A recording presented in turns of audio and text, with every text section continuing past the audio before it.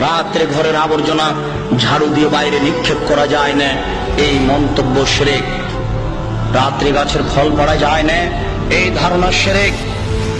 রাত্রে মানুষকে বাকি দোকানের জিনিস বাকি বিক্রয় করা যায় না, দেওয়া যায় না, এই ধারণা শিরক। রাত্রে মানুষকে জিনিস কর্জ দেওয়া যায় না, এই ধারণা শিরক। সকালে সকালে দোকানের জিনিস বাকি বিক্রয় করা যায় না, এই ধারণা করা শিরক।